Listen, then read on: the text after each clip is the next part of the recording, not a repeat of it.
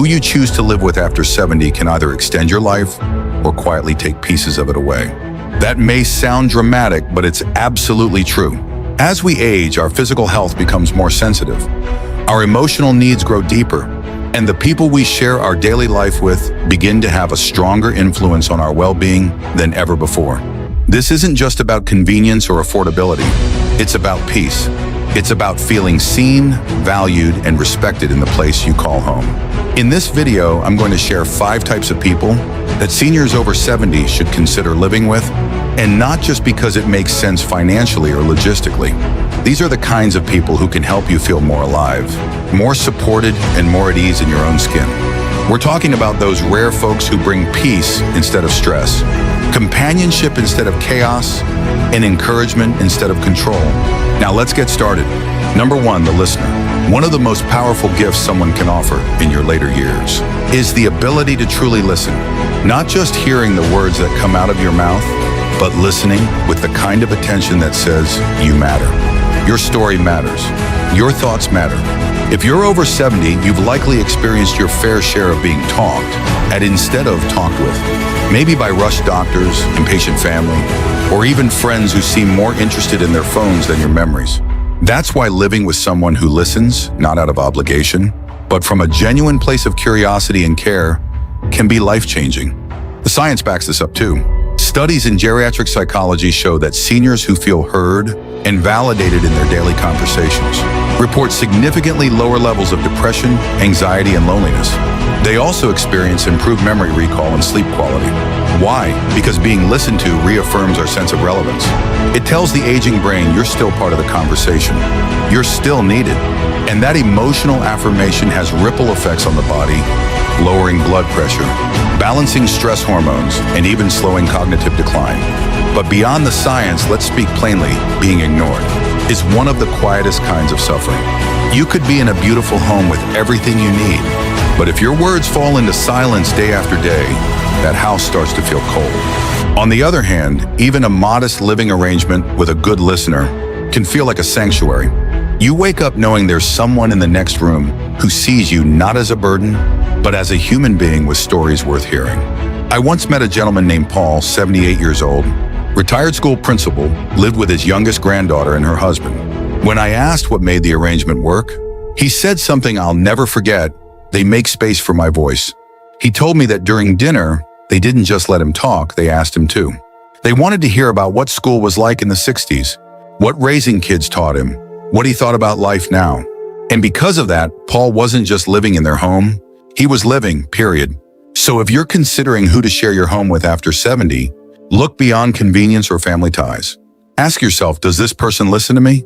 Do they make space for my voice? Because a good listener won't just hear you out, they'll lift you up. They'll remind you that your wisdom isn't background noise, it's the main story. And when you live with someone who honors that, every day feels a little fuller, a little lighter, and a lot more human. Number 2, the encourager. If there's one kind of person every senior deserves to have nearby, it's the one who sees the spark in you, even when you've forgotten it's there. The encourager isn't the loudest in the room, or the one who fills every silence with advice. No, they're the quiet kind of strength. The person who notices when your eyes light up at a hobby you've neglected. Who remembers that you used to love painting or fishing, or baking bread from scratch, and nudges you back toward it without pressure or judgment. They remind you in small and steady ways that you're still capable of joy, growth, and purpose. Living with an encourager after 70 can change the way you look at aging altogether. Too often, we're surrounded by people who treat us like our best days are behind us.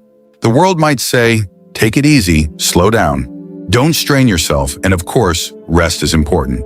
But too much of that talk becomes a subtle form of dismissal. It can make you feel like you're no longer expected to try, to care, or to dream.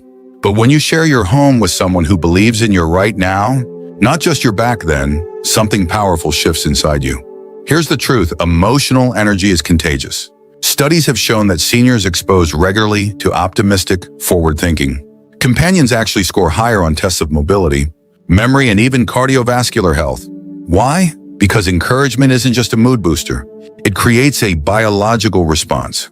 It reduces cortisol, improves immune response, and supports the kind of mental resilience that helps you Get out of bed with purpose.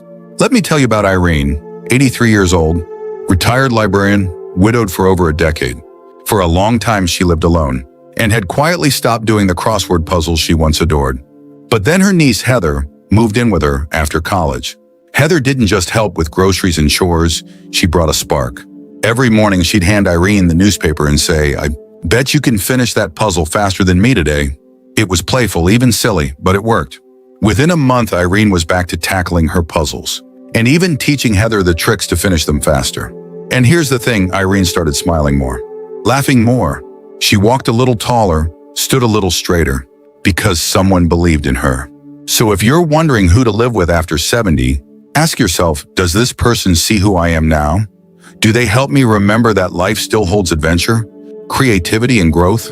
Because an encourager doesn't just cheer you on, they help you remember the music still playing inside you. And sometimes that reminder is all it takes to feel alive again. If you're still watching this video and finding these insights valuable, please comment number 2 below to let me know you're here. And if you haven't subscribed yet, I recommend you subscribe and turn on the bell so you don't miss any videos. Your support helps us continue creating good content to inform and inspire you. Now let's move forward. Number 3, the quiet companion. There's a kind of presence that doesn't ask anything from you. No conversation, no performance, no explanations. Just peaceful, steady company. And for many of us after 70, that kind of presence becomes more valuable than gold. This is the quiet companion. Not someone who fills the room with chatter, but someone who fills it with calm. Someone who can sit beside you for an hour without a word and somehow make you feel more whole, more human just by being there. It might be a longtime friend, a cousin, a neighbor, or even a pet. What matters isn't their background, it's the sense of ease they bring. In a world that often moves too fast and expects too much, living with a quiet companion helps you breathe a little slower. Think of it like this: when you're young, you're drawn to excitement and motion, but as we age, our souls crave steadiness, safety, and stillness. Not isolation, but gentle presence. There's a difference. Seniors who live with someone who embodies calm report lower stress levels, better sleep, and improved heart health. Not surprisingly, these are also the people less likely to develop anxiety or depression in later life. Because when your environment supports your nervous system, your body responds in kind. A quiet house with a peaceful person in it becomes a sanctuary, not just from the noise outside, but from the overthinking and worry that often come with age. Let me introduce you to Earl, age 77. Earl lost his wife a few years ago and moved in with his old high school friend Peter, who had also been widowed. They didn't set out to heal each other or talk through all their grief. They just agreed to share a home. And over time, without ever forcing it, something beautiful happened. Every morning, they'd sit on the porch with their coffee. No deep conversations, just watching birds. Occasionally a shared joke or a memory. But most of the time, just silence. And in that silence, something in Earl softened. He stopped feeling so alone. Because even when nothing was said, he knew someone was there. The quiet companion reminds you that you don't have to do anything to be worthy of love and connection. You don't have to entertain. You don't have to talk through every worry. You just have to be. And there's a kind of healing in that no medicine can match. So if you're thinking about who to live with after 70, don't overlook the power of peace. Don't think you need someone who will fix you or keep you busy every minute of the day. Sometimes the most powerful gift is the person who simply shares your space, gently, quietly, without needing to change a thing. Because in a world full of noise, a little stillness with the right person can be life-changing. Number 4, the practical helper. There's a kind of person who may not talk about love, who doesn't shower you with compliments or emotional words, but who shows their care in the most tangible way possible, by doing. By fixing the squeaky door, driving you to the doctor's office, handling the mail, or reminding you to take your medication. This is the practical helper. And if you're over 70, having someone like this in your life, or better yet, in your home, can add years to your life and ease to your days. The older we get, the more frustrating the small things can become. A leaking faucet, a confusing insurance form, a heavy bag of groceries. What used to be minor annoyances start to feel like mountains. And when those tasks pile up, they don't just wear on the body, they wear on the spirit.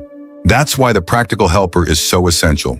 They bring peace not through words, but through action, through consistency, through knowing you're not alone in handling life's daily weight. Now, this doesn't mean you're helpless. In fact, one of the hardest things about aging for many folks is that it forces us to accept help in ways we never needed before. But here's the truth: accepting help doesn't make you weak. It makes you wise. It means you've learned to prioritize your energy, to invest it where it really matters, in connection, health, and joy, rather than wasting it on chores that wear you down. And this kind of help doesn't have to be dramatic. Take Clara, for example.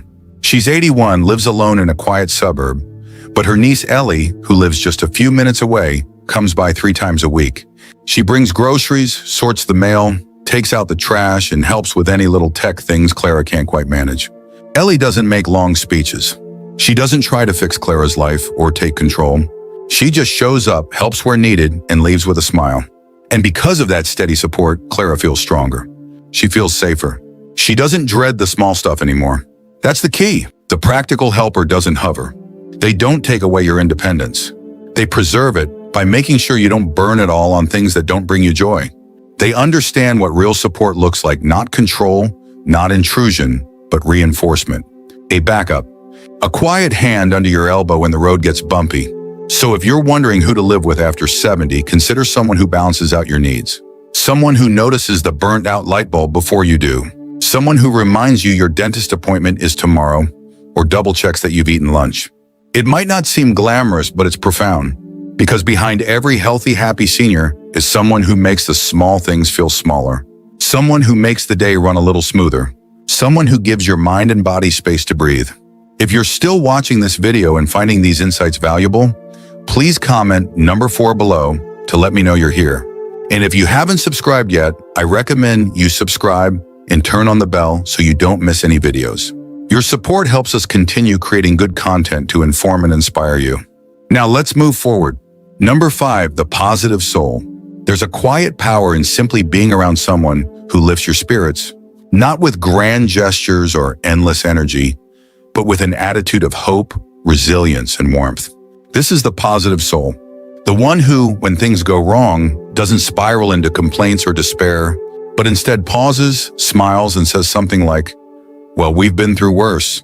If you're over 70, living with a positive soul can quite literally extend your life, not just in years, but in quality, in dignity, in joy.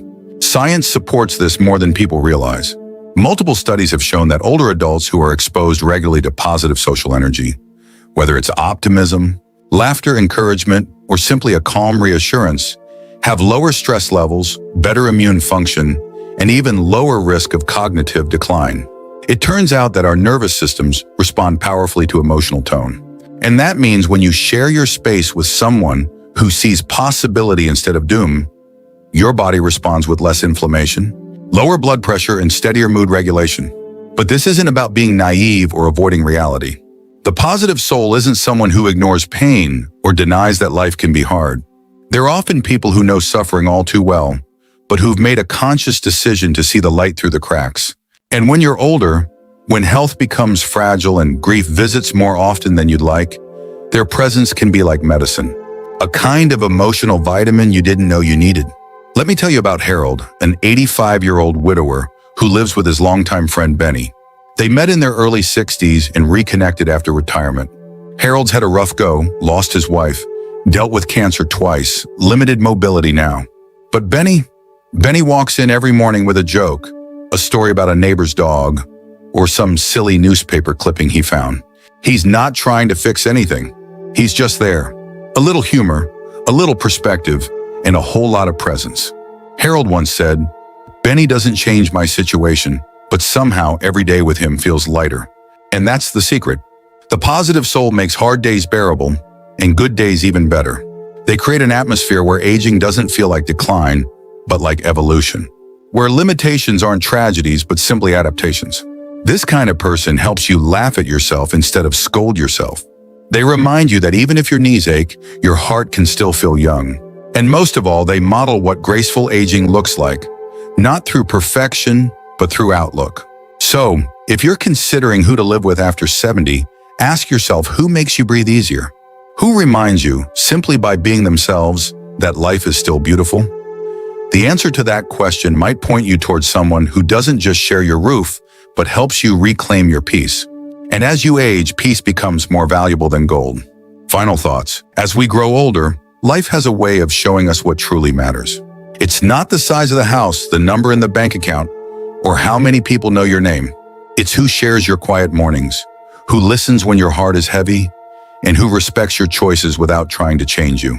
After 70, peace becomes more valuable than pride, and companionship more meaningful than competition.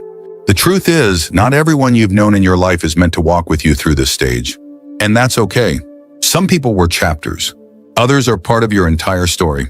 What matters most is surrounding yourself with those who remind you that you're still growing, still learning, and still worthy of being deeply loved just as you are.